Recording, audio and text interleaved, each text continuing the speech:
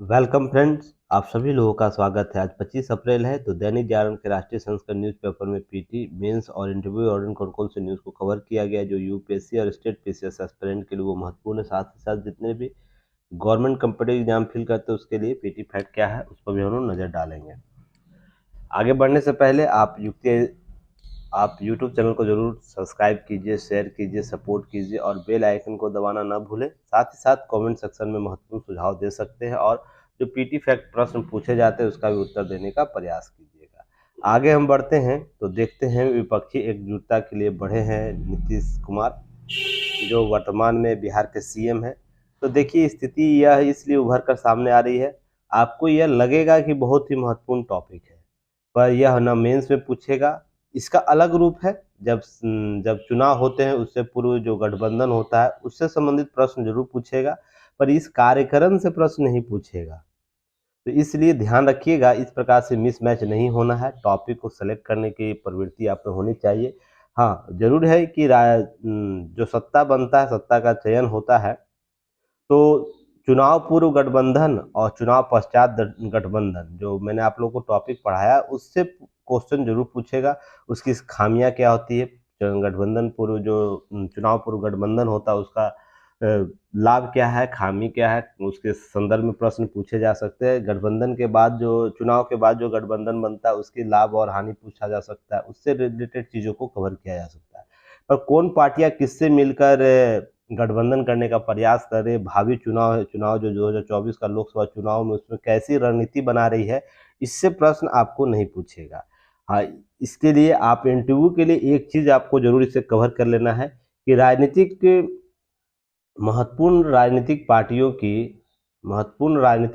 की आपकी शून्यता ने अन्य क्षेत्रीय दलों को अवसर जरूर दिया है। इससे रिलेटेड आपको प्रश्न पूछा जा सकता है, तो इसमें है ना इन सबों की गतिविधियों के बारे में आप चर्चा कर सकते हैं। जैसे आपको देखने को मिला होगा कि नीतीश जी के द्वारा हाल ही में बहुत से नेताओं के द्वारा मिला गया है जो आपको इसमें एकजुटा करने का प्रयास हो। उड़ीसा के पटनायक हो, तेलंगाना हो, आंध्र प्रदेश हो, इसी तरह कर्नाटका, आपको बंगाल, यूपी, झारखंड, सभी जगह इनके दौरे हुए हैं। तो जिसके आधार पर आने वाले चुनाव जो होंगे उसमें इन सब स्थितियां देखने को मिलेगी। तो जब आएगा गठबंधन जो चुनाव होगा, चुनाव पूर्व जो गठबंधन होगा और चुनाव पश्चात जो गठबंधन है उससे संबंधित पक्ष को हम लोग देखेंगे। अभी हम लोग वेट करेंगे इन सब चीजों से बचने का है। ठीक है, चलिए आगे हम बात करेंगे कि केस स्टडी के तौर पर कानून व्यवस्था का टॉपिक आपको यह केस स्टडी लेकर आया जिसमें ब्रिजभूषण पर एफआईआर के लिए सुप्रीम कोर्ट पहुंच रही है महिला पहलवान। सोच के देखिएगा, थोड़ा सा समय निकालिएगा। आप किन प्रतिनिधियों को चुनकर भेजते हैं, उनकी शक्ति और संदर्भ किस रूप से इतना व्यापक हो गया है, किसी व्यक्ति विशेष को एफआईआर करने के लिए सुप्रीम कोर्ट के दरवाजा खटखटाना पड़ रहा है। तो इसके लिए ध्यान रखिएगा, आपसे प्रश्न पूछा जा सकता है राजनीति का अपराधीकरण या अपराधियों का राजनीतिकरण। मामला क्या है यह इंपॉर्टेंट नहीं है, मामला इस संदर्भ में इंपॉर्टेंट हो जाता है कि किन लोगों के द्वारा यह किया जा रहा है। कि यह अगर कोई आम व्यक्ति जब इस प्रकार के बाहुबलियों के नेता है, आप जनप्रतिनिधि है, इसका मतलब यह बिल्कुल भी नहीं है कि आप सिस्टम से परे हो जाते हैं या आपके लिए सिस्टम काम करने लगता है, यह बिल्कुल भी नहीं हो जाता है। तो इन व्यक्तिगत जो हमारा राष्ट्रीय स्तर पर इनका नेतृत्व है उनके द्वारा अगर ये समस्याएं झेली जा रही है तो एक आम व्यक्ति विशेष इन राजनीतिक दलों के द्वारा जो भी पोषित है, जो जनप्रतिनिधि, उनके खिलाफ उनकी स्थिति क्या होगी। तो यह सभी सोचने और समझने की व्यवस्था है, केवल कागजी किताबों तक ही सीमित करने की बात नहीं है। अब देखिए भारतीय कुश्ती महासंघ का जो प्रमुख है ब्रिजभूषण शरण सिंह के विरुद्ध एफआईआर दर्ज करने की मांग को लेकर सुप्रीम कोर्ट में याचिका दायर। इससे बड़ा आपको भद्दा मजाक नहीं हो सकता है। जो एफआईआर फर्स्ट रजिस्टर होता है, जो आपको दर्ज करनी होती है, किसी भी मामले में आप एफआईआर दर्ज कर सकते हैं। किसी भी स्थिति में जांच प्रक्रिया के बाद ही वो वादी उसको दोषी ठहराया जाएगा न्यायालय प्रक्रिया अपनाकर, पर ये भी नहीं कराया जाएगा। इतनी शक्ति, इसकी बाहुबलीय शक्ति आपको नजर आ रही होगी जो किसी विशेष में आपको यह न्यायिक व्यवस्था के लिए प्रश्न चिन्ह बन जाता है कि हमारी न्यायिक सिस्टम कैसी है, हमारा मैकेनिज्म प्रशासनिक सिस्टम कैसा है, उसके लिए। अब उसके अतिरिक्त देखिएगा वरिष्ठ वकील जो नरेंद्र हुड्डा है उनके द्वारा यह अपील किया गया। प्रधान न्यायाधीश जो है चंद्रचूड़ डी.वाई. चंद्रचूड़ सक्षम या समक्ष याचिका का उल्लेख किया, लेकिन जस्टिस उन्हें मंगलवार को अर्थात आज के दिन, आज मंगल है ना, आज के दिन याचिका दायर करने की बात करते हैं। तो देखिए बात यहाँ पर है कि जब सुप्रीम कोर्ट में इस प्रकार के मामले आएंगे तो सुप्रीम कोर्ट को दिशा निर्देश देने चाहिए और जो न्यायिक व्यवस्था है उस पर किसी प्रकार का पुलिस प्रशासन है उस पर ठोस कार्रवाई करने की जरूरत। जो सक्षम व्यक्ति जहाँ पर यह अपील की जा रही है, एफआईआर दर्ज की जा रही है, नहीं ले रहा है, उस पूरे सिस्टम पर है ना एक चाबुक चलना बहुत जरूरी है, क्योंकि इस प्रकार के जो गठजोड़ है ना, राजनीतिक और प्रशासनिक गठजोड़, उस पर चाबुक चलना बहुत जरूरी है। और इस संदर्भ में इन सब चीजों को आपको देखने की जरूरत है। केस स्टडी में आपको ये ध्यान में रखना है। प्रश्न जब पूछा जाएगा तो मान लीजिए प्रशासनिक और पुलिस प्रशासन में खामियों के बारे में पूछे तो इससे रिलेटेड प्रश्न आप दे सकते हैं। एफआईआर के बारे में पूछे कि महिलाओं की स्थिति को सुधारने के लिए सरकार के प्रयास क्या रहे हैं प्रशासनिक और पुलिस प्रशासन के स्तर पर, तो उसमें पक्ष में तो आपको बहुत से ऐसे मिल जाएंगे उदाहरण, पर विपक्ष में यही सब उदाहरण केस स्टडी के तौर पर देना है कि किस प्रकार से एफआईआर दर्ज करने में समस्या होती है किसी मामले में महिलाओं को, किसी प्रबुद्ध व्यक्ति के विरुद्ध। तो ये सब चीजें आपको कवर करनी है। चलिए नेक्स्ट बात करेंगे। देखिए कल इस पर न्यूज आपको विस्तृत तरीके से कवर कर दिया गया था। देखिए ऑपरेशन कावेरी शुरू हो गया है। भारतीय पहुंचे पोर्ट सुडान, अर्थात भारतीयों को वापस लाया जाएगा। यह यूपीएससी के जीएस पेपर 2 द्विपक्षीय संबंध में टॉपिक कवर होता है और ये पीटी फैक्ट के तौर पर बहुत ही महत्वपूर्ण हो जाता है। इस प्रकार के अभियान जब भी है तो हाल के वर्षों में जो भी अभियान चलाए गए हैं और रिलेटेड एग्जाम हुआ है तो वहां से प्रश्न जरूर पूछा गया। खासकर स्टेट पीसीएस और वनडे एग्जाम आप लोग देते हैं, जितने भी गवर्नमेंट कॉम्पिटिटिव एग्जाम देते हैं एसएससी और भी लोअर पोस्ट के लिए, तो वहां पर प्रश्न जरूर पूछा जाता है पीटी फैक्ट के तौर पर। तो याद रखिएगा ऑपरेशन कावेरी। और कल के न्यूज में मैंने आप लोगों को हालिया जो 90 के बाद से जो भी महत्वपूर्ण अभियान चलाए गए थे उसके बारे में आप लोगों को कल पीडीएफ में अपडेट कर दिया हूं, तो वो आप जाके दैनिक जागरण न्यूज़पेपर एनालिसिस में देख सकते हैं। युक्ति है, इसका ऐप डाउनलोड कर लीजिएगा गूगल प्ले स्टोर से, एप्पल स्टोर से। एप्पल स्टोर में भी अपलोड हो रहा है तो आप लोग उसे डाउनलोड कर सकते हैं। वहां पर कोड डालना रहता है, कोड आप देख लीजिएगा, ग्रुप में शेयर किया हुआ है। चलिए आगे हम लोग बढ़ते हैं।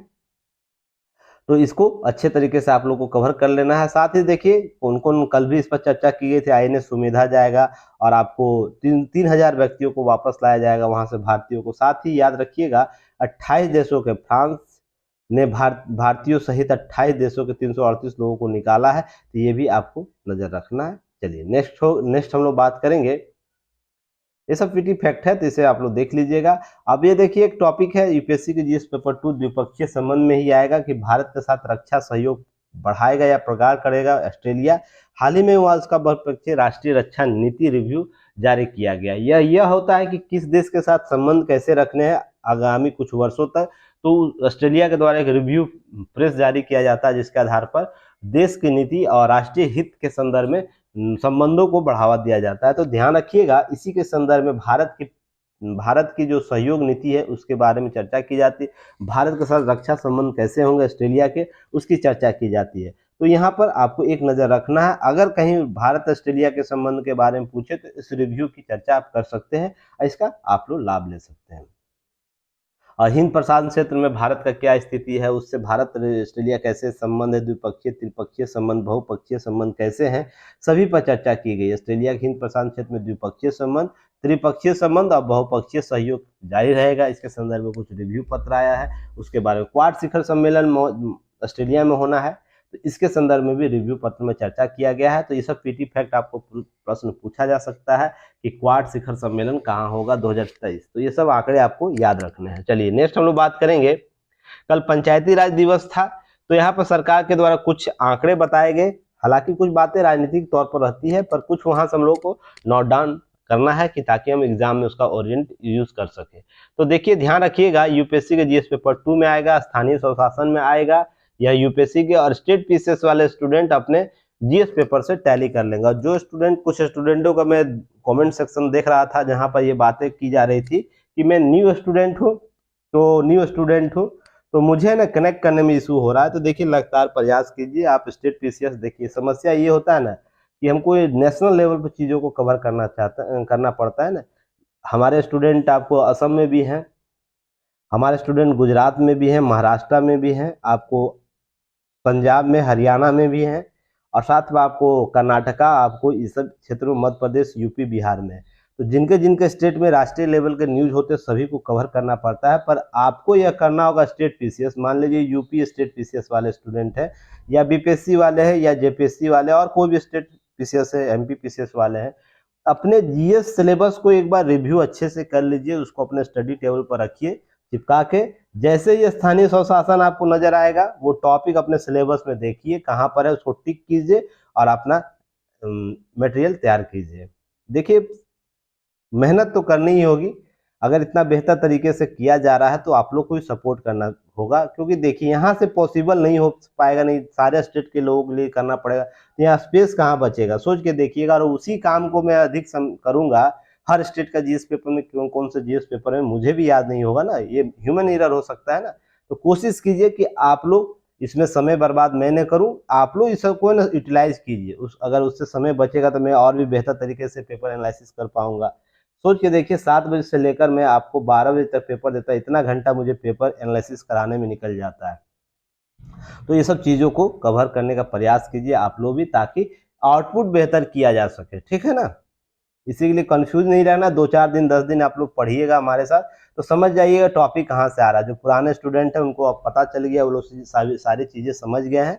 बस आपको क्या करना है, स्टेट पीसीएस के जो भी स्टूडेंट अपने सिलेबस को एक बार अच्छे से रिव्यू कर लीजिए। पीडीएफ अवेलेबल होता है, आप गूगल पर सर्च कीजिएगा, सारी चीज़ें आप वेबसाइट पर सर्च कीजिएगा, जो भी पीसीएस का है, अपना सिलेबस रिव्यू करके अच्छे से उसको सामने स्टडी टेबल चिपका के चीज़ों को कवर करने का प्रयास कीजिएगा। मैं उम्मीद करूंगा इससे समस्या बहुत नगण्य है, आप लोग सॉल्व कर लीजिएगा। चलिए, पंचायती राज व्यवस्था में समारोह आपको रीवा मध्य प्रदेश में हुआ था, वहाँ पर बहुत सी बातें की गई है, और यहाँ पर पिछले सरकारों ने गाँव की अपेक्षा की, क्योंकि वो वोट बैंक नहीं थे। क्या यह वक्तव्य सही है या गलत है, आपको इसको तय करना होगा। उसके बाद इसकी समस्याओं को समझने के प्रयास कीजिए कि पंचायती राज जो व्यवस्था लाया गया, क्या उसका वास्तविक हक प्राप्त हो सका था। इसके संदर्भ में आपको देखिए, केवल कानून बना देने मात्र से क्या हम लक्ष्य को प्राप्त कर सकते हैं, सबसे पहले आपको ये डिसाइड करना होगा।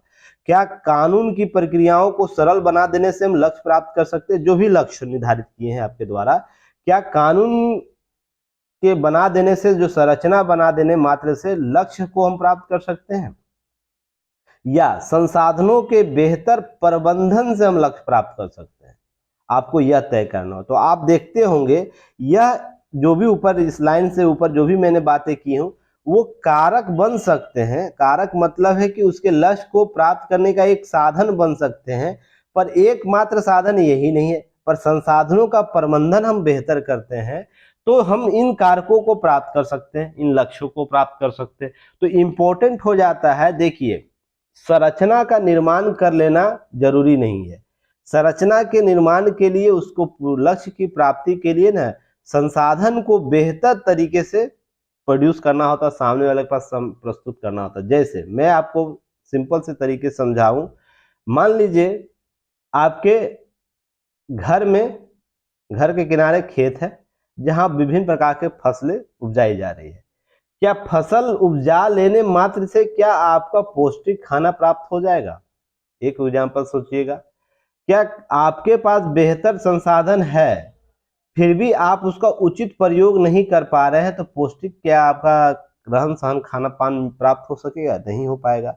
इसके लिए आपके पास यह विकल्प होने चाहिए कि किस फसल का, किस खाद्यान्न का उपयोग कर हम पौष्टिक आपको खाद्यान्न प्राप्त कर सके। इसके लिए आपके पास संसाधनों का प्रबंधन होना चाहिए। वैसे ही मान लीजिए युक्ति आईएएस आपके लिए और विजडम एजुकेशन आपको चैनल बना हुआ है, सिस्टम बना, युक्ति आईएएस ऐप है, आपको सब कुछ है। मान लीजिए केवल मैं संस्था का निर्माण कर दिया और चीजें बातें कर रहा हूँ और बेहतर मटेरियल आपको मैं ही उपलब्ध कराऊं, बार बार Dainik Jagran news paper analysis के लिए बातें नहीं करूं कि पेपर लिखिए आप लोग, तो क्या आप लोग का रिजल्ट हो जाएगा? या कोई संस्था, किसी भी देश की किसी भी संस्था का नाम ले लीजिए, इसी संदर्भ में आपको समझने की जरूरत है कि संस्था के निर्माण मात्र से हम लक्ष्य प्राप्त नहीं कर सकते। उसके लिए निरंतर हमें उस दिशा में संसाधनों का वितरण करना होगा। तो इसके लिए देखिए, ध्यान रखिएगा, जब पंचायती राज व्यवस्था 73वां और 74वां संविधान संशोधन से आया, 73वां ग्रामीण संशोधन पंचायती राज और 74वां आपको शहरी पंचायती। तो इस स्थानीय स्वशासन का जब कॉन्सेप्ट आया ना, तो विधिवत रूप से हमने क्या क्या कि नियम कानून तो ला दिया, व्यवस्थाएं ला दिए, महिलाओं का आरक्षण ला दिए, बहुत सी चीजें हम लोग कर दिए। पर आप देखते होंगे 2000 तक क्या है था, 2000 तक आपको व्यवस्थाएं जैसे का तस था। लोग समय पर चुनाव नहीं कराते थे, महिलाओं का बेहतर निर्वाचन नहीं होता था, या आपको दलपति मुखिया पति जैसे कॉन्सेप्ट देखने को मिलते थे। तो इस प्रकार से व्यवस्थाएं देखनी पड़ती थी चुनाव में। संसाधनों के वितरण में देखते थे कि आप जब मीटिंग होता था तो जो महिला कैंडिडेट होते उसके पति भी सारे निर्णय लेते थे। इस पर प्रशासनिक अधिकारियों का नियंत्रण अधिक होता था। पर 2000 के बाद चीजें और भी बदली, ठीक हुई। पर 2014 के बाद है ना, एक्चुअल चीजों को देखने को मिलेगा आपको कि हाँ, ग्रामीण प्रशासन को राष्ट्रीय शासन प्रशासन से जोड़ने का कार्य किया गया। जैसे आप देख सकते हैं, ई जेम का नाम सुने होंगे, ई जेम, जिसमें सरकारी खरीद की जाती है। तो अब ग्रामीण पंचायतों में भी इस तरह के रूट्स को डेवलप करने का प्रयास किया जा रहा है, जिसमें आपको बहुत से ई जेम के बारे में आप लोगों को पहले भी मैंने कवर किया, जहां बताया था कि क्या है यहाँ पर सरकारी खरीद की जाती है, और भी चीजें जो घरेलू स्तर पर लघु और मध्यम उद्योग के जो क्षेत्र है उसको डेवलप किया जा रहा है, वहां से सारे प्रोडक्ट्स को खरीदा जा रहा है। तो यहाँ पर ई जेम को जोड़ा गया है, ई ग्राम पंचायत स्वराज का कॉन्सेप्ट लाया गया है, और भी बहुत से विकल्प है।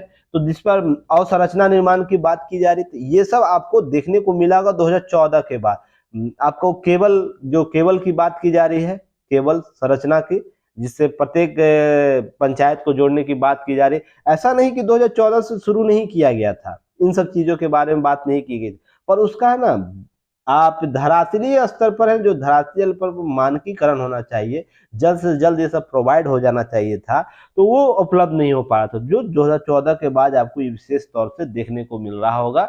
यह हो सकता है समय के साथ आए अवसरों के रूप में भी आपको यह चीजें देखने को मिल रहा होगा, पर हकीकत यही है। तो आपको ये चीज समझना होगा, इन सब चीजों को। अब इसके बाद जो चीजें हैं, राजनीतिक तौर पर बातें की गई हैं, क्योंकि कोई भी पार्टी अपनी प्रशंसा लेना चाहता है, तो इसको हम दरकिनार करेंगे। पर क्या 2014 से पूर्व स्थितियां किस रूप में थी, आपको दो पार्ट में समझने की जरूरत है। एक 2014 से पहले की स्थिति, 2014 के बाद की स्थिति। तो इसमें आपको इन सब चीजों को ध्यान में रखना है, ठीक है। चलिए नेक्स्ट हम बात करेंगे। देखिए, राजनीतिक नहीं होना है किसी को, है ना, राजनीतिक तौर पर चीजों को कवर नहीं करना है। बस हमसे यूपीएससी स्टेट एस्पिरेंट है, तो हमको एग्जाम और इन चीजों को कवर करना है। और आप किसी पार्टी विशेष से जुड़े हुए भी हैं, तो आपको वैचारिक समर्थन भी है, तो आपको अपने घर के दरवाजे में ही सीमित रखिए अभी फिलहाल। जब आपका सिलेक्शन हो जाएगा, जब आपकी नियुक्ति हो जाएगी, जब आप रिटायर करेंगे, उसके बाद अपनी राजनीतिक इच्छाओं की के संदर्भ में बातें करेंगे, फिलहाल नहीं करना है, ठीक है ना। चलिए आगे बात करेंगे। सीमा विवाद से सुलझाने के लिए बातचीत जारी रखेंगे भारत चीन। तो ये 18वें दौर का मीटिंग हो रहा है, तो थोड़ा सा अपडेट रहना है इसके बारे में, ठीक ना। मीटिंग कब कब हुआ, कितना दौर तक मीटिंग हो गया, तो इसके बारे में चर्चा किया गया है, इसे देखिएगा, आपको चर्चा करना है। 2020 से पूर्वी लद्दाख स्थित वास्तविक नियंत्रण रेखा LAC फिर चीनी सैनिकों की तरफ घुटबेर के बाद दोनों के बीच पहली बैठक हुई, 18वें दौर की हुई है। हाल ही में जो विदेश मंत्री चुने गए, रक्षा मंत्री चुने गए चीन के, वो आपको क्या कि भारतीय दौरे पर आएंगे 27-28 अप्रैल को, क्योंकि संघाई सहयोग संगठन का रक्षा मंत्रियों का बैठक होने वाला है, तो वो आएंगे, तो इस संदर्भ में चर्चा होगी। और जो बहुत जरूरी है, हमारे आसपास के जो भी देश है ना, उसके साथ सीमा विवाद को सुलझाना, क्योंकि जितना हम इसमें उलझे रहेंगे ना, हमारा विकास उतना ही बाधा बनेगा। तो सीमा जो साझा हो रहा है उन देशों के साथ, जो भी समस्या है सुलझाने का प्रयास सरकार करती रही है और करती रहेगी। तो इसी में अगला कड़ी है, तो इस 18वें दौर के बारे में आप लोगों को जानकारी होनी चाहिए, अतिरिक्त नहीं है। चलिए अब है कि एक यूपीएससी के जीएस पेपर 3 में आएगा आधिकारिक संरचना के बारे में, कि नई गति सीमा संघ रोड साइन ढांचा बदलने का प्रयास किया गया है। क्योंकि यह ढांचा है ना, बहुत 5 साल पुराना हो चुका था। एक्सप्रेसवे और नेशनल हाईवे जो समेत सही तरीके सड़क अधिकतम गति सीमा प्रस्ताव को मंजूरी दी गई है। आप देखते होंगे बहुत जगह साइन बोर्ड नहीं मिलता होगा, हाईवे पर बहुत जगह आप लोगों को देखने को मिलता होगा। यह सवाल उठा कि वाहन चालकों को गति सीमा को लेकर आगाह करने के लिए क्या किया जा रहा है। तो ये सब प्रयास किए जा रहे हैं आधिकारिक संरचना में। आधिकारिक संरचना कहने का मतलब अवसंरचना निर्माण सड़क सुरक्षा की बात की जाएगी, वहां की बात हो रही है। ये सब मिस मैच मत होइए। भारतीय रोड कांग्रेस एक संस्था मानक द्वारा जो रोड बनाया जाता है, रोड साइन बनाया जाता है, उसके द्वारा ये बातें की गई, एक रूपता लाने की बात की जा रही है। ओवर स्पीडिंग के जितने भी चालान कटते हैं, ध्यान रखिएगा, जितने भी चालान करते हैं उसमें 75% अधिक इसलिए नहीं भरे जा रहे हैं क्योंकि वाहन चालकों गति सीमा को बताने वाले बोर्ड साइन है ही नहीं। अर्थात कैसे कितना जाना है, देखिए बोर्ड साइन का मतलब क्या होता है। देखिए आपको दिया गया चौड़ी सड़क, हार निषेध, बाएं मुड़े सरकरी सड़क, प्रवेश निषेध, तीव्र ढलान, गति सीमा 50 किलोमीटर पर आवर, टी चौराहा जैसे ऐसा एक हाईवे आ रहा है जिससे एक हाईवे ऐसे जा रहा है पूर्व से पश्चिम, एक हाईवे दक्षिण से उत्तर जा रहा है, इसी को टी आपको चौराहा बोला जाता है, या उत्तर से दक्षिण जा रहा है और एक पूर्व से पश्चिम जा रहा है। इस तरह का जो टी बनता है, टी आकार का जो भी चौराहा बनता है उसके लिए टी चौराहा है। एक तरफा ट्रैफिक है अर्थात वन वे कॉन्सेप्ट है, यहाँ पर वन वे ही जा सकता है, ऐसा सड़क होता है जैसे वन वे ही जा सकता है एक ही तरफ से, या आपको उत्तर से दक्षिण जाए या पूर्व से पश्चिम, ऐसा सड़क है तो पूर्व से पश्चिम जाए या पश्चिम से पूर्व ही जाए, एक ही तरफ से ट्रैफिक वन वे ट्रैफिक होगा। गोल चक्कर है अर्थात एक गोलंबर यहाँ पर गोल चक्कर आपको मिलेगा। अति अवरोधक है, कुछ अवरोधक दिया हुआ है सड़क पर। इस प्रकार के साइन बोर्ड आपको लगातार निश्चित दूरी पर देना जरूरी हो जाता है। इसके लिए एक नियम कानून बना है सड़क सुरक्षा में। तो आपसे प्रश्न यहाँ पूछा जा सकता है कहीं भी, यह बहुत छोटी बात है पर सड़क सुरक्षा में साइन बोर्डों का उपयोग कैसे कैसे हम प्रासंगिक बना सकते हैं, तो इसके लिए आपको ये सब चर्चा करनी होगी। चलिए नेक्स्ट बात करेंगे हम लोग। आज की नोट्स नहीं है पर वैचारिक तौर पर बहुत से बातें आप लोगों को सामने मिलेगी। देखिए हमारे संविधान का न्यू और संवैधानिक व्याख्याओं का जो न्यू है, केशवानंद भारती का कल 50 वर्ष पूरा हो गया है, तो ध्यान रखिएगा। अवसंरचना के बारे में यूपीएससी का जीएस पेपर 2 न्यायिक निर्णय के संदर्भ में जो टॉपिक होता है उसमें यह प्रश्न पूछा जा सकता है। और केशवानंद भारती से कौन यूपीएससी का कैंडिडेट और पीसीएस स्टूडेंट या अन्य भी स्टूडेंट जो अभ्यर्थी हैं केशवानंद भारतीवाद से परिचित नहीं है। हाल ही में 2020 में केशवानंद भारती जी का निधन हो गया था। तो इस सब संदर्भ में देखिए ध्यान रखिएगा, आपसे प्रश्न पूछा जा सकता है। और मैं आप लोगों को जब पॉलिटी की क्लास में जब कवर कर रहा था तो याद होगा आप लोगों को, उसमें यूपीएससी सीएससी बैच वाले क्लास में मैं एक बात बोला था, तो आप लोग को याद होगा, जैसे 42वां संविधान संशोधन मिनी कॉन्स्टिट्यूशन बोला जाता है, मिनी कॉन्स्टिट्यूशन बोला जाता है ना, वैसे ही केशवानंद भारती को मैं क्या बोलता हूं, नवीन संविधान का स्वरूप। इनमें उन लोक कल्याणकारी कॉन्सेप्ट को डेवलप किया जा रहा है, लोक कल्याणकारी जो अवधारणा है उसके लक्ष्य है उसको निर्धारित किया जा रहा है, उसमें शामिल किया जा रहा है, जो एक नवीन संविधान का निर्माण कर रहा है। आने वाले 20-25 सालों बाद आपके किताब लेवल में ये केशवानंद भारतीवाद एक महत्वपूर्ण अलग ही, जैसे 42वां संविधान संशोधन में आपको बहुत से मिनी कॉन्स्टिट्यूशन संशोधन देखने को मिले थे ना, ऐसे यहाँ फेयर लिस्ट आपको देखने को मिल जाएगा। इस संशोधन के द्वारा, इस ढांचा के द्वारा संविधान के सभी प्रारूप पर है ना, जो मौलिक अधिकार के संदर्भ में अधिक युक्तियुक्त प्रतिबंध लगा रहा है उसको हम प्रसंगत कर सकते हैं, और कुछ भी संविधान में मौलिक अधिकार से विपरीत बातें नहीं की जाएगी। तो ये बातें की गई है मौलिक अधिकार के ढांचा के संदर्भ में। इस निर्णय में क्या किया गया था, 24 अप्रैल को ध्यान रखिएगा 1943 को सुनाए गए फैसले में ऐतिहासिक फैसला शीर्ष अदालत ने क्या किया था, 7-6 का बहुमत। ध्यान रखिएगा कितना कड़ा मुकाबला था, 13 जज थे जिसमें 7 पक्ष में थे, 6 विरोध में थे। तो फिर भी इस फैसले के बाद बहुत से जो विद्वान थे उन्होंने समर्थन किया था। यह बहुत जरूरी था, जो तत्कालीन रूप से वाद विवाद हो रहा था, मैं उसका लिंक आपको शेयर कर दूंगा। केशवानंद भारतीवाद का जो कॉन्सेप्ट आया था और उसमें कैसे इस वाद ने कैसे हमको ब्रिटिश न्यायिक व्यवस्था जो मॉडल था उससे अलग हटाते हुए अमेरिकी न्यायिक मॉडल की ओर प्रतिस्थापित करता है, उसके बारे में चर्चा करनी थी। जिसमें ब्रिटिश मॉडल क्या बोलता है, विधि द्वारा स्थापित प्रक्रिया के तहत हम निर्णय देंगे, और अमेरिकी मॉडल क्या कहता है, हम विधि सम्मत निर्णय देंगे। तो इस संदर्भ में ये चीजें कैसे हुआ था उसके लिए वीडियो आपको एनालिसिस किया गया है, क्लासेस ली गई, मैं उसका लिंक शेयर कर दूंगा, आप उसे जरूर देख लीजिएगा, वहां से कवर हो जाएगा। तो ध्यान रखिएगा 368 के तहत जिसमें संविधान संशोधन की बात करता है, संसद को देता है संविधान संशोधन का अधिकार, लेकिन उसे मूल ढांचे में प्रभावहीन करने का अधिकार नहीं है। फैसले में यह कहा गया था कि संविधान के हर प्रावधान को संशोधित किया जा सकता है, लेकिन उससे संशोधन के लिए यह न्यायिक समीक्षा के अधीन होगा। संविधान का मूल आधार और मूल ढांचा बना रहे, अर्थात संविधान में जो मौलिकता बनाई गई है, मौलिकता जिस रूप में है उसको किसी भी रूप से प्रभावित नहीं कर सकते। जैसे मौलिकता के बारे में बात की गई, उस समय बातें की गई थी कि मूल संरचना में क्या है, दर्शन संविधान का सर्वोच्चता है, कानून का शासन है, शक्तियों का पृथक्करण है, न्यायिक समीक्षा है, पंथ निरपेक्षता है, संघवाद है, व्यक्ति की स्वतंत्रता और गरिमा है, राष्ट्र की एकता अखंडता आदि उस समय मौलिक ढांचा के संदर्भ में बातें की गई थी। यह समय के साथ और भी जुड़ता गया, जैसे स्वतंत्र निष्पक्ष चुनाव जुड़ा, फिर और भी मौलिक ढांचा के संदर्भ में बात, फेयर लिस्ट आपको 20-25 फेयर लिस्ट मिल जाएगा। तो ध्यान रखिएगा, उस क्लास में सारे चीजों पर कवर किया हूं, उस लिंक को मैं जब दे दूंगा तो आप लोग उसे देख लीजिएगा। बस ध्यान रखिएगा, यह आपके लिए जब भी बात की जाएगी न्यायिक प्रक्रिया में मौलिक अधिकार की, युक्ति प्रतिबंध की, मौलिक कर्तव्य की बात की जाए, राजनीति निर्देशक तत्व की बात की जाएगी, या शासन प्रशासन को बेहतर बनाने के लिए न्यायपालिका की भूमिका की बात की जाएगी, इस केशवानंद भारतीवाद की चर्चा की जाएगी। ध्यान रखिए, भारतीवाद जो केशवानंद भारतीवाद का फैसला है उसकी चर्चा वहां अपेक्षित हो जाएगी, तो इसको बेहतर तरीके से करिएगा। हमारे जो 1973 के बाद की जो स्थिति है ना, ये और न्यायिक सक्रियता के संदर्भ में यह कॉन्सेप्ट आधार है, तो इस आधार को अच्छे तरीके से आप लोग को कवर करना है ताकि इसका सिलेक्शन आपको बेहतर तरीके से हो सके। मिसमैच मत कीजिएगा, और बहुत सी चीजें मैं पहले ही कवर किया हूं तो उसे वीडियो लिंक में देख लीजिएगा।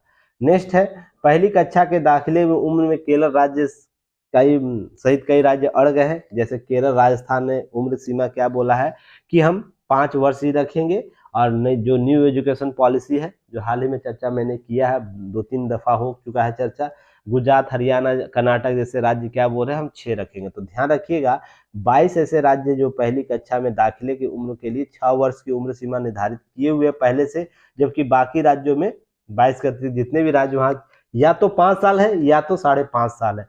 केवल 1 वर्ष और 6 महीने का अंतर के लिए विवाद चल रहा है।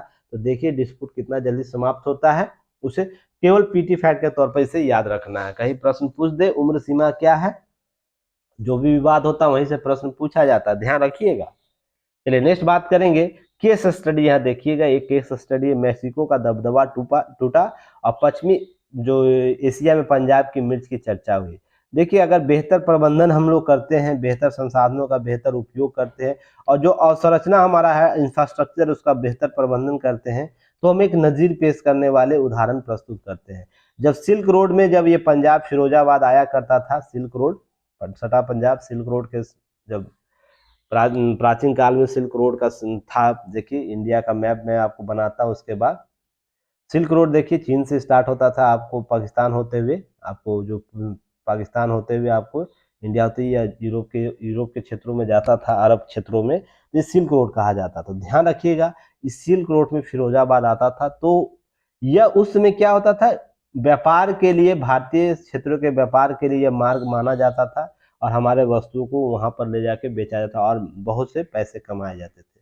पर समय के साथ यह बदलाव होता गया, बदलाव आपको देखने को मिला, जिसमें हम पिछड़ते गए। और ध्यान रखिएगा, जैसे ही इस पर काम किया गया बेहतर प्रबंधन के साथ, तो हमने ये स्थिति प्राप्त की कि अपने भी उत्पाद को हम अंतर्राष्ट्रीय स्तर पर, राष्ट्रीय स्तर पर तो है ही मिर्च के बारे में, तो परंतु आपको अंतर्राष्ट्रीय स्तर पर भी इसकी ख्याति प्राप्त कर सकते हैं। तो इसके लिए केस स्टडी आपको यहाँ देता है। किसी भी पिछड़े हुए अगर सामग्री है, ध्यान रखिए सामग्री इसलिए मैं जोड़ा हूं यहाँ पर, हो सकता है यहाँ पर आपको प्रशासन की बात कर दे, शासन की बात कर दे, या व्यापार की बात कर दे, या आपको कौशल विकास में मानव संसाधन की बात कर दे। तो इसलिए इन सभी में अगर हम बेहतर प्रबंधन करेंगे तो इसी प्रकार के लक्ष्य प्राप्त कर सकते हैं। तो केस स्टडी के तौर पर इन सब चीजों को यूज जरूर कीजिएगा। कहीं भी अगर इस प्रकार के प्रश्न पूछे तो आप इसे यूटिलाइज कर सकते हैं। देखिए, सिर उठाता हिंदू फोबिया। मैं कुछ चीजों को स्पष्ट कर दूं पहले, उसके बाद इसके संदर्भ में एनालिसिस करूंगा कि हिंदू फोबिया हो, इस्लामी फोबिया हो, क्रिश्चियन फोबिया हो, यह जो विचारधारा है ना, उन लोगों के द्वारा दिया जाता है जो जिसकी मानसिक क्षति हुई रहती है। मैं पहले ही शब्दों में बोल देता हूं, मानसिक क्षति हुई रहती है। किन्हीं को हिंदू से डर लग रहा है तो उसकी मानसिक क्षति हो चुकी है, किसी को इस्लाम से दिक्कत हो रहा है उनकी भी मानसिक क्षति हो चुकी है। सभी देखिए, हिंदू में भी सभी लोग भी आपको उस प्रकार के मानसिक प्रवृत्ति के लोग नहीं है, इस्लाम में भी नहीं है, आपको क्रिश्चियन में भी नहीं है। पर कुछ लोग, मान लीजिए हिंदू में 1 से 2%, मुस्लिम में 4 से 5%, क्रिश्चियन में 2 से 3%, आपको ऐसे लोग होंगे जो इस प्रकार के विचारधारा को बढ़ावा देते हैं कि हमें सामने वाले से डर लगता है। तो डर लगता है या वैचारिक तौर पर हम चीजों को कवर करते हैं। पर हालिया घटनाक्रम में जब 19 जब एलपीजी का ग्लोबलाइजेशन का जब एलपीजी का जो कॉन्सेप्ट आया, जब वैश्विक ग्लोबलाइजेशन जब हुआ, याद रखिएगा, खासकर आपको इन शब्दों, फोबिया शब्द है ना, खासकर उसी वर्ग के लिए इंपॉर्टेंट बन गया जो है ना वैचारिक रूप से ना अपने आप को इंस्पेक्ट करना चाहते थे, उनके लिए। जैसे अब ऐसा नहीं बिल्कुल कि इस फोबिया से केवल विपरीत वाले लोग ही प्रभावित है, या इस्लामोफोबिया से इस्लाम के विपरीत धर्म वाले भी प्रभावित है, ऐसा नहीं। या क्रिश्चियन वाले लोग, क्रिश्चियन के विपरीत धर्म पंथ जो भी हैं लोग, वो प्रभावित है, बिल्कुल में। इसमें हिंदू फोबिया से हिंदू फोबिया के लोग भी प्रभावित हो देखने को मिल रहे हैं। इस्लाम फोबिया जैसे अरब कंट्री में सीरिया, आपको ईरान, इराक, जितना भी नाम ले, अभी सूडान में देखिए गृह युद्ध चल रहा, उसमें इस प्रकार के कॉन्सेप्ट आपको देखने को मिल जाएंगे। या क्रिश्चियन में आपको देखने को मिले, यूरोप पूरा इसी से प्रभावित था। तो ध्यान रखिएगा कि आप एक मानव सभ्य मानव संस्कृति का निर्माण करना हो ना, तो आपको सबसे बेहतर विकल्प की तलाश करनी होगी। सभी के बेहतर विकल्प है, उसको है ना अपने में समाहित करना होगा। और आप सभी से बच सकते हैं, पर मानवीय जो प्रकृति है, प्रकृति से नहीं बच सकते, प्रकृति की संरचना से नहीं बच सकते। सबसे पहले इंपॉर्टेंट फैक्टर आपको ये समझने की जरूरत है। अब चलिए हम लोग आते हैं लेख पर। देखिए, इसलिए कहा जा रहा है ना हिंदू फोबिया जैसा कॉन्सेप्ट, आपको हाल ही में संयुक्त राष्ट्र में इसके संदर्भ में देखे होंगे, चर्चा आई थी। हाल ही में वैचारिक तौर पर लोग द्वारा विभिन्न प्लेटफॉर्म पर उठाया जा रहा है। तो हाल ही में एक क्या हुआ है, चर्चा हुआ है, कहाँ पर, इंग्लैंड में एक आपको जैक्सन सोसाइटी है, हेनरी जैक्सन सोसाइटी है, संस्था है, जो ब्रिटेन में छात्रों और उनके अभिभावकों के बीच कराए गए एक सर्वे में सामने आया है कि हिंदू फोबिया एक कॉन्सेप्ट डेवलप हुआ, जिस बेलगाम अभियान है, जिस पर देश चिंता में है। तो सर्वे में करने वाली संस्था के अनुसार ब्रिटिश स्कूलों में जो हिंदू के विरुद्ध भेदभाव के पड़ताल करने वाले यह एक प्रकार का सर्वे था, जिसमें किस प्रकार से व्यवहार किया जा रहा है हिंदुओं के प्रति, इसकी चर्चा की जा रही है। तो यहाँ पर हिंदुओं को लेकर फैलाई जा रही घृणा को रोकने के लिए स्कूल कितने असहाय हैं, इसके संदर्भ में चर्चा की गई थी। सोचिएगा, समझने की जरूरत है। एक पृथ्वी एक संरचना है, उसमें विभिन्न लोग रह रहे हैं, और वो लोग अपने में आपस में लड़ना चाहते, झगड़ना चाहते, केवल इसलिए कि आपकी प्रभुसत्ता कायम हो सके। पर आप ये नहीं समझ रहे हैं कि यह पृथ्वी का अंतिम समय भी है। आपको बचाना है, जलवायु परिवर्तन जैसे मुद्दे आपको देखने को मिल रहे होंगे, उसमें सबसे इंपॉर्टेंट है कि हम आपस में मिलकर उन लक्ष्यों को प्राप्त कर सके जिससे प्रकृति बच सके।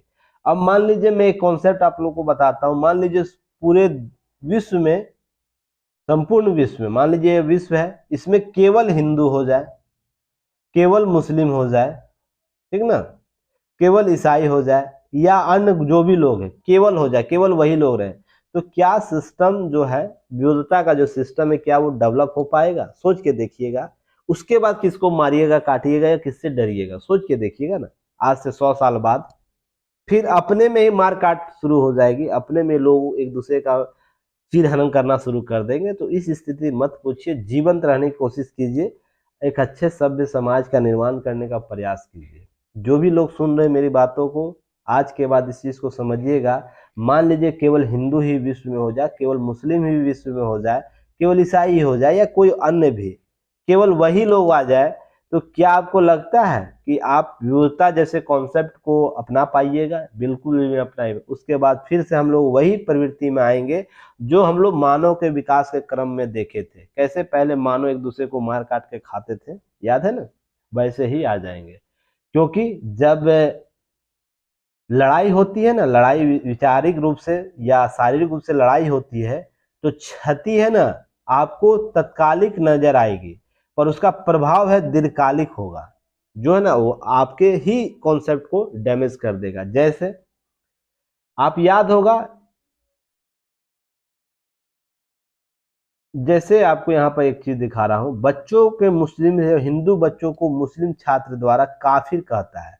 तो काफिर क्या है? काफिर का कॉन्सेप्ट क्या आया था इस्लाम में कि अपने गलत नीतियों के संदर्भ में उत्थान करना है, उसके विरुद्ध जाकर विरोध में आना है और हमको काफिर बन के चीजों को कवर करना है। मूल इस्लाम में ये बातें की है, पर सत्ता के हस्तांतरण ने और लोगों के व्याख्याकर्ता के द्वारा काफिर को है ना एक वर्ग विशेष के साथ जोड़ दिया गया कि हाँ ये सामने वाला है ना काफिर, अगर तुम्हारे इस्लाम को नहीं मानता है तो तुम वो काफिर है, उसकी है ना क्या करना है, उसको अपने में वापस ला ले आना है या उसका उसका अंत कर दो तो तुम्हें जन्नत प्राप्त होगा, 72 हुर प्राप्त होगा। इस्लाम में ऐसा कोई कॉन्सेप्ट नहीं है, जहां तक मैंने पढ़ा, मैंने समझा हूं उन चीजों को। पर ये बाद के राजनीतिकरण में यह सामने आ गया आपको। ऐसा ही मैं कल एक वीडियो देख रहा था इसी संदर्भ में, तो याद रखिएगा कहां तक है सही है कहां तक गलत है, सोच के देखिएगा कि हिंदू पर्व त्योहारों में विश किया जाता है, सभी को विश करता है हिंदू के लोग, हिंदू वर्ग के लोग हैं, सभी धर्म हो, ईसाई के हो या तो इस्लाम के हो या कोई भी पंथ को, इस्लाम आपको क्या कहा जाता है, विश किया जाता है, हैप्पी ईद। हाल ही में आपको सबको सुनने को मिला, हैप्पी ईद, गले मिले होंगे। पर मैंने कल एक वीडियो दो चार लोगों का जो मुस्लिम व्याख्याता है, अब नामी ग्रामी मैं उनका नाम नहीं लूंगा, आप लोग वीडियो सर्च कीजिएगा जरूर यूट्यूब पर। उनके द्वारा क्या बोला जा रहा है कि हम हिंदू पर्व त्योहारों को विश नहीं करेंगे, जैसे happy Diwali same to you जो बोला जाता है वो, या happy Durga same to you बोला जाता है, या अन्य इसी प्रकार से हिंदू, वो इसलिए बोला जा रहा है कि देखिए मानसिक क्षति कहां तक पहुंच सकती, सोच के देखिएगा, आप लोग स्वयं आकलन कीजिएगा मानसिक क्षति का स्तर कहां तक पहुंचा हुआ है।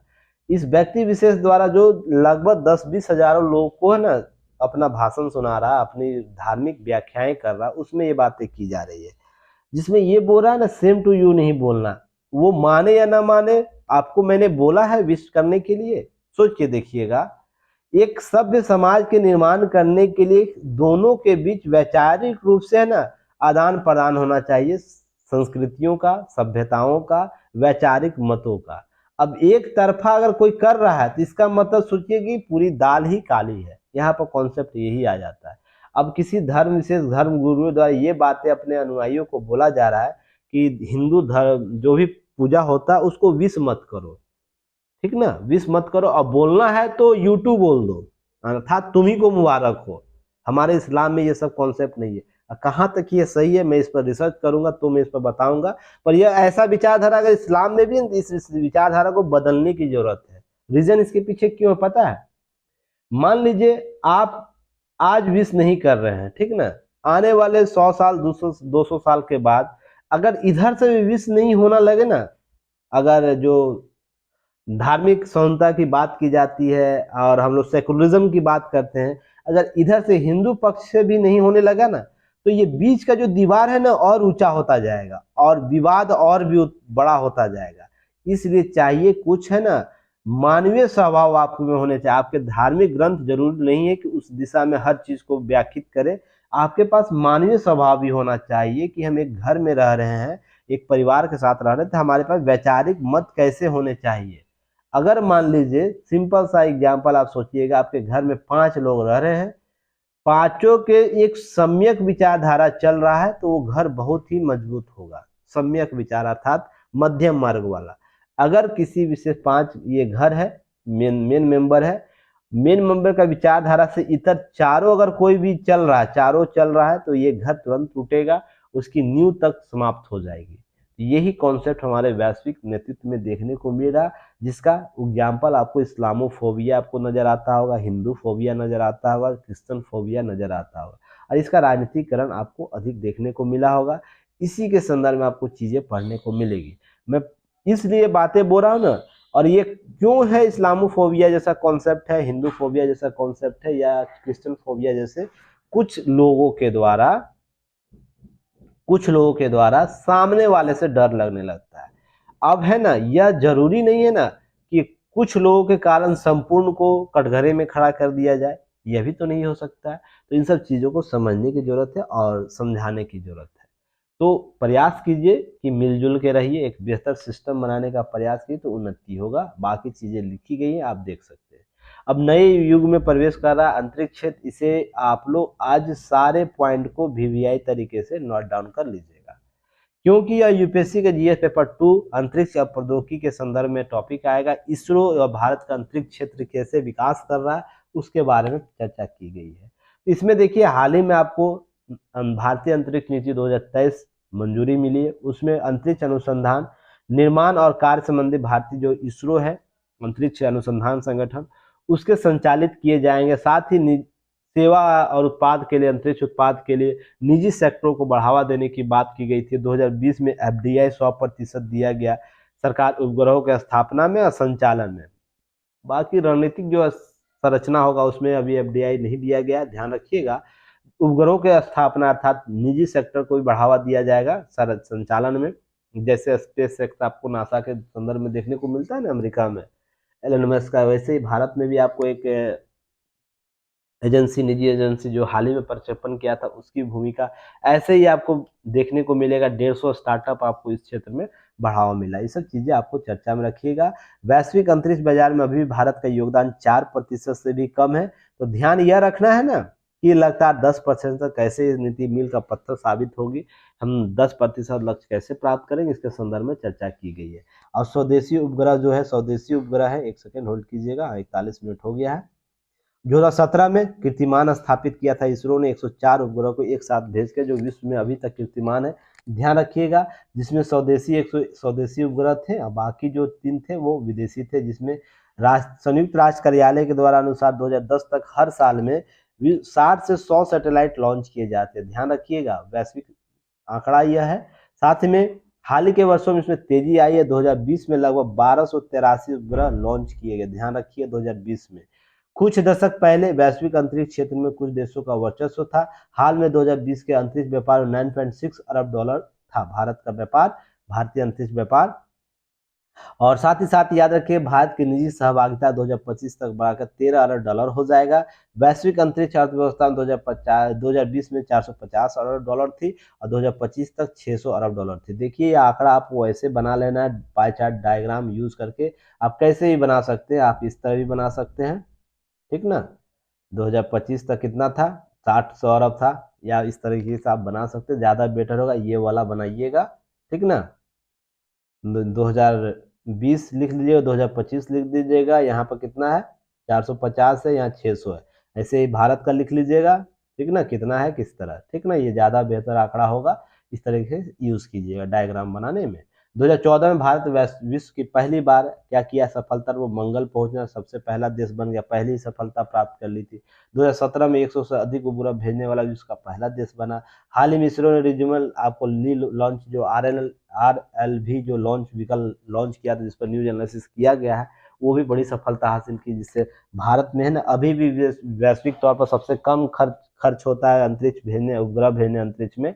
अब इसके बाद और भी कम हो जाएगा, इसके लिए प्रयास किए जा रहे हैं। अब ध्यान रखिएगा इसके साथ साथ भी और भी द्वार खुले हैं अंतरिक्ष घुमाने में, अंतरिक्ष पर्यटन के क्षेत्र में। 2024 में हमारा रोबोट, मानव और रोबोट भेजने का योजना है। खगोलीय क्षमता महाराष्ट्र के हिंगोली में लीगो नामक एक स्थापना की जा रही है, जो laser interferometer gravitational wave observatory है। इसके बारे में, लीगो के बारे में मैंने चर्चा किया था पहले। ये सब चर्चा आपको ध्यान रखना है। अब उपग्रहों के प्रक्षेपण से मीडिया, इंटरनेट, 5G विमानन, रक्षा, डिटेल एरोस्पेस आदि बहुत बढ़ावा मिलेगा। भविष्यवाणी, मत्स्य क्षेत्र, ये सब चीजें अपडेट हो जाएंगे और बेहतर तरीके से हम लोग उसका लाभ ले सकेंगे। ग्लोबल पोजिशनिंग सिस्टम कवरेज, सामाजिक समस्या प्रबंधन आसान होगा।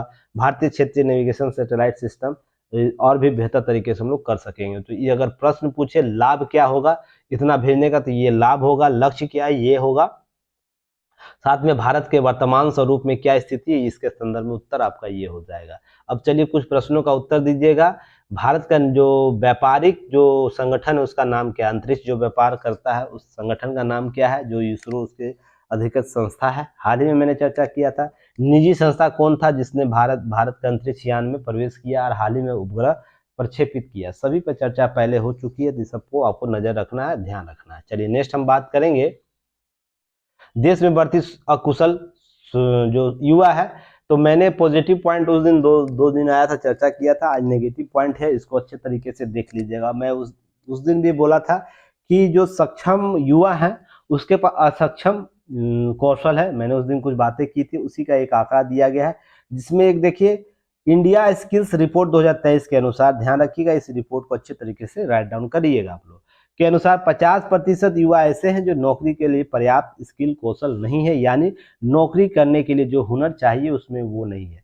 तो मैंने आप लोगों से कुछ प्रश्न पूछा था, उसका उत्तर जब भी दीजिए आंकड़ों के साथ दीजिए। देखिए, आप शब्दों में लिख रहे हैं 10 लाइन, बहुत बेहतर कोटेशन के साथ भी है ना, तो आपको मान लीजिए 10 नंबर का प्रश्न है ना, तो 5 हार्डली दिया जाएगा, 4.5 या 5। पर कुछ डाटा एनालिसिस कर दीजिएगा, कुछ डाटा के साथ केस स्टडी ऐड कर दीजिएगा, या कुछ भविष्य के डाटा जो लक्ष्य निर्धारित किए गए अगर उसको ऐड कर दीजिए, यही नंबर जानते हैं आपको 7 के करीब ला देगा। 7, 7.5, 8 नंबर आपको दिलाने में सहायक हो जाएगा, केवल इसलिए कि इस प्रकार के डाटा को आप केवल डाल देते हैं, अपने आंसर में पुट कर देते हैं। तो प्रयास कीजिएगा इस प्रकार से लेखन लिखने का। कोई भी टॉपिक आए, ऐसा नहीं है कि युक्ति है इस पर आपको इतना चीजें मटेरियल करा दिया गया है कि आपका डाटा का कमी नहीं होगा। जो भी पुराने स्टूडेंट है कमेंट सेक्शन में बताइएगा, क्या आपको लगता है कि कोई भी टॉपिक ऐसा है जिसमें डाटा अभी तक आप लोग को नहीं मिला होगा, जिसमें है ना 10 लाइन नहीं लिखी जा सकती है, तो उस चीज को कवर करने का प्रयास किया। आप लोग सभी लोग आंसर राइटिंग सही कर रहे हैं, बस मेरा प्रयास यह है ना कि आप लोग जो लिखते हैं ना, कोई भी शब्द में लिख रहे हैं, वहाँ इस प्रकार से ना लिखने से अच्छा ये भी लिखिए, साथ में ये चीज कार्य करते जाइए, डाटा एनालिसिस करवाइए, पाई चार्ट डायग्राम या कुछ जो आपको यह रिपोर्ट आता है उसकी चर्चा करिए, तो आपका उत्तर और भी ऑथेंटिक बन जाएगा, ठीक ना। तो इन सब चीज़ों को करने का प्रयास कीजिएगा। देखिए, इंडिया स्किल्स रिपोर्ट आया है, उसको अच्छे तरीके से, जब भी अकुशल या मानव संसाधन को बेहतर प्रबंधन की बात की जाए तो इस डाटा का यूज़ कर सकते हैं। तो आप लोग इस डाटा को अच्छे तरीके से कवर कर लीजिएगा, जिसमें पहली बार बात यह है कि भारत में रोजगार जो 50% युवा ऐसे हैं जो रोजगार योग्य नहीं है। अब ऐसे में स्नातक परास्नातक जो पीजी किए हुए डिग्री उनकी बात की जा रही है। और सबसे हैरानी वाली बात यह है कि ना जिन युवाओं के पास master of business administration MBA की डिग्री है, उनमें 40% युवा नौकरी योग्य नहीं है, ठीक है ना। इसी तरह तमाम युवा कौशल स्किल्ड नहीं है, ये आपको एक देखने को मिलता होगा। साथ ही बहुत से छात्र के पास इंजीनियरिंग की डिग्री है, उनमें 43% जो लोग हैं क्या है, बैचलर ऑफ कॉमर्स की डिग्री है, उनमें से 40% जिनके पास बैचलर ऑफ साइंस है, जिनमें 63% लोगों के पास क्या है, ITI की डिग्री है, अन्य कोर्स है, जिसमें 66% डिप्लोमा पढ़ाई करने वाले 72% जिनके पास बैचलर ऑफ फार्मेसी की डिग्री है, उनमें 43% लोग ऐसे हैं जिनके पास कोई भी नौकरी लायक नहीं पाए गए हैं। सोच के देखिएगा हमारा मानव संसाधन कैसे उपयोग हो रहा है। अब इसके पीछे 2-3 लॉजिक आप समझिएगा कि केवल सरकार का दायित्व नहीं होता है कौशल रोजगार देना, ठीक ना। केवल सरकार का ही दायित्व नहीं होता है कौशल रोजगार करना, यह व्यक्ति विशेष तक, संस्था विशेष तक यह जाता है कि हम बेहतर प्रबंधन कैसे करें। अब बताइए, देखा देखी इंजीनियर बनेंगे, बच्चे को कुछ और भी इच्छा है बनने का, पर माँ बाप का यह इच्छा है कि मेरा बेटा इंजीनियर डॉक्टर बने, और वो बेहतर तरीके से पढ़ाई नहीं कर पाता। कुछ खास नामी गिरामी कॉलेजों में नाम नहीं होता है तो प्राइवेट कॉलेज में जाते हैं। प्राइवेट कॉलेजों का ये हाल है कि केवल इंजीनियर पैदा कर रहे हैं, उसके रोजगार पैदा ही नहीं कर रहे हैं। तो वो क्या होगा, स्किल्ड रोजगार नहीं होगा, स्किल्ड इंजीनियर नहीं होगा। तो आपको देखते होंगे ग्रुप डी के एग्जाम में इंजीनियर फॉर्म भर रहे हैं, ये PCS के लेवल में इंजीनियरिंग फॉर्म भर रहे हैं, ये यूपीएससी के एग्जाम में इंजीनियर फॉर्म भर रहे हैं। पर अपने जीवन का ये पहले इंजीनियरिंग करते हैं 5 साल 3 साल इंजीनियरिंग करते हैं, उसके बाद 2 साल धक्के खाते हैं, उसके बाद चीजें समझ में आती है तो चलो सरकारी जॉब करते हैं। तो देखिए, इस प्रकार संसाधन वेस्ट हुआ, मानसिक प्रताड़ना हुई, सामाजिक प्रताड़ना हुई, ये सब चीजें चलती है, उसके बाद वो सरकारी जॉब में आता है। और ये भी गारंटी नहीं है कि इनका नौकरी जल्द से जल्द हो जाए। ऐसे कुछ लोगों के एग्जाम्पल से आप ये बिल्कुल भी नहीं कर सकते हैं कि जो इन प्रकार के सेक्टर के जो लोग हैं, वो अगर उन क्षेत्रों को छोड़कर अगर PCS और यूपीएससी का रिजल्ट लेकर आ रहे हैं तो उनका सिलेक्शन हो जाएगा, यह गारंटी नहीं है। हाँ, हालांकि लोगों का चयन जरूर हुआ, इसलिए कि संख्या बढ़ गई है, तो आपको नजर आता होगा। और कुछ आपको चयन प्रक्रिया में डॉट्स तो आपको नजर आता होगा, इसके आपको इस प्रकार के लोगों का चयन लगातार अधिक हो रहा है, जो आपको इस प्रकार के सामना के इतर हटते हुए प्रशासन विशेषज्ञ की नियुक्ति करना चाहता है, अर्थात विशेषज्ञ इंजीनियरिंग के, एमबीए की या इस प्रकार से डॉक्टर का डिग्री लिए हुए, इस प्रकार का एक कॉन्सेप्ट डेवलप हो जो विवाद का कारण है, ये भी एक कारक आपको माना जा सकता है अधिक चयन होने का। तो ये सब चीजें ध्यान में रखिएगा। कुल मिलाकर यह है कि कुशल रोजगार की बात की जाए, कौशल रोजगार की बात की जाए, तो इन इंजीनियरों में एमबीए और अन्य भी जो क्षेत्र है, जो एक केवल साइंस आपको केवल एक आर्ट्स लेकर बच्चा पढ़ाई कर रहा, उसके निस्बत में इस पर अधिक खर्च हुआ है, तो एक कौशल रोजगार के कॉन्सेप्ट पर नहीं खरा उतर पाया, इतने आंकड़े आपको दिए गए। अब याद रखिएगा, नहीं मिल पाती है, बेरोजगारी बढ़ती चलती जाती है और वर्तमान में 8% की बेरोजगारी दर बढ़ गया। हाल ही में मैं एक कहीं टी स्टॉल पर था, किसी स्टूडेंट लोगों के साथ और कुछ अपने सीनियर लोगों के साथ था, उसमें मेरे सीनियर भी कुछ स्टूडेंट माने जाते हैं। तो ध्यान रखिएगा, उसकी स्टॉल पर लगभग सबकी उम्र जो होगी 30 और 32 के आसपास होगी, और वो लोग के पास केवल इसलिए रोजगार नहीं है, केवल रोजगार प्राप्त करने सरकारी जॉब की तैयारी कर रहे हैं। बहुत से लोग यूपीएससी के इंटरव्यू दे चुके हैं, पीसीएस के इंटरव्यू दे चुके हैं, फिर भी वो इसी दौर में दौड़ रहे हैं कि मेरा सिलेक्शन हो जाएगा। अब मान लीजिए 1% भी अगर मान के चलिए इनका सिलेक्शन नहीं होता है, अगर 2-4 लोग जो थे, 4 लोग थे, उनका सिलेक्शन नहीं होता है, तो क्या वो 35, अभी मान लीजिए 3 साल और भी एग्जाम देंगे, 35 वर्ष के बाद ये इनको रोजगार प्राप्त होगा? सोच के देखिएगा। अगर इनके पास कोई कौशल क्षमता नहीं है तो क्या करेंगे? यही स्थिति सारे देश के युवाओं का है, ठीक ना? इन चीज को समझिएगा। ऐसी नहीं है, आप लोग भी अपने आप आसपास के लोग महसूस करते होंगे। अब एक रिपोर्ट और आया था कि पुरुषों की तुलना में शिक्षित महिलाएं रोजगार के लिए ज्यादा योग्य मानी जाती है। इसके लिए बावजूद महिलाओं को पर्याप्त नौकरी नहीं मिलती है। 2022 में जहां केवल 47% पुरुष ही नौकरी के लिए योग्य माने गए थे, तो वहीं पर दूसरी ओर लगभग 54% महिलाएं नौकरी के लिए योग्य थी, तो ये फिर भी उनको रोजगार तुलना में कम मिला है। तो ये सब आंकड़े यूनिसेफ के आंकड़े आए हैं। रिपोर्ट के अनुसार क्या बोला है, लेबर मार्केट यानी श्रम बाजार में काम करने वाले 5.5 करोड़ लोग ऐसे हैं जो ग्रेजुएट हैं, ध्यान रखिएगा, और जिसमें 2030 तक भारत में ऐसे युवा जो 30 करोड़ हो जाएगी, कम से कम 10वीं पास होंगे, और उनके पास में आधे से अधिक युवाओं के पास न तो आधारभूत कौशल है, बेसिक स्किल्स है, और भविष्य में इन्हें कोई नौकरी मिलेगी।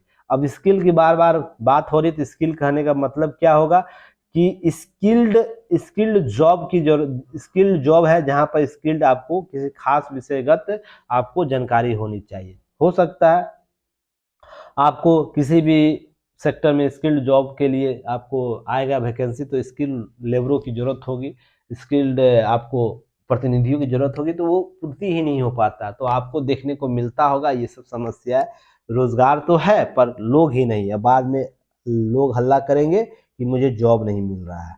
तो ध्यान रखिएगा ये सब चीजें। देश भर में निजी स्तर पर विकसित हो रहे शिक्षण संस्थानों में गुणवत्ता नियमित जांच हो, ताकि कुशल युक्त युवाओं को देश में कमी ना रहे। अर्थात निजी संस्थान जो भी हैं उन पर एक बेंच जरूर बैठनी चाहिए कि आप किस प्रकार से युवाओं को निर्माण कर रहे हैं, इसके लिए होनी चाहिए। आईटीआई या एनआईटी जैसे अच्छे इंजीनियरिंग संस्थानों में एडमिशन नहीं मिल पाता तो वे निजी संस्थानों में रुक कर जाते हैं। ऐसे में इंजीनियर की डिग्री तो मिल जाती है, परंतु डिग्री के अलावा युवाओं के पास कोई कौशल और हुनर नहीं होता। यह सत्य बात भी है, ऐसे आप लोग आसपास भी देखते होंगे। ऐसे युवाओं के रोजगार अयोग्य होते हैं, तब उन्हें बाजार में बेहतर नौकरी नहीं मिल पाती, नौकरी मिलती पर बेहतर नहीं मिल पाती, जिनका उस प्रकार डिग्री होता है उस आधार पर नौकरी। अब सोचिए इंजीनियर 15,000 20,000 के नौकरी पर भी करने को तैयार है, सोच के देखिएगा स्थिति।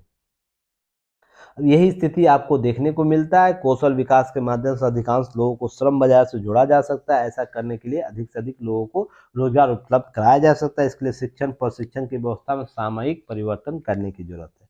कुल मिलाकर हम निर्माण ही अच्छा करेंगे तो परिणाम भी तो अच्छा आएगा ना, फल भी हमें अच्छा मिलेगा। कॉन्सेप्ट यही है, इसे याद रखना है, इसको बेहतर करना है, और लोगों की मानसिकता भी चेंज करने की जरूरत है कि है ना। देखिए, भारत का 2 चित्र आपको देखने को मिलेगा, एक साउथ का चित्र, एक उत्तर भारत का। ये पूरा ले लीजिए, महाराष्ट्र से ऊपर का, महाराष्ट्र आपको यहाँ है ना, गुजरात यहाँ है, महाराष्ट्र गुजरात को ये हटा दीजिएगा, और दक्षिण भारत के इतिहास दक्षिण भारत ले लीजिएगा, और ये उत्तर भारत में आपको एमपी, झारखंड, बिहार, पश्चिम बंगाल, आपको इन सब राज्यों का उदाहरण लीजिएगा। यहाँ पर सरकारी नौकरी किया जाता है, बच्चों को वरीयता दिया जाता है, गार्जियनों को द्वारा वरीयता दिया जाता है, 35 वर्ष तक तुम तैयारी करते रहो। अगर हुआ तो अच्छी बात है, नहीं हुआ तो जय सिया राम, कुछ भी करा सकता है वो। पर यहाँ के गार्जियनों में ये है ना कि जैसे ही मैट्रिक करेगा, इंटर करेगा, उसे रोजगार के लिए नहीं बोलेगा कि तुम कोई भी छोटा मोटा रोजगार पहले स्टार्ट करो। वो हो सकता है आपको क्या कहते हैं, ये जो ये लोग करते हैं, फोन उन करते हैं, बड़े से ऑफिस में रहते हैं, आपको कॉल सेंटर में लोग यूज करते हैं, वहां जाके स्किल लेते हैं, एक्सपीरियंस लेते हैं, उसके बाद अन्य क्षेत्रों में जाते हैं। तो ये है ना, आपको 18 वर्ष के बाद से ही जॉब करना शुरू कर देते हैं, अपने पैरों पर खड़ा होते हैं, उसके बाद स्किल सीखना शुरू कर देते हैं, कुछ खास डिग्री को लेते हैं।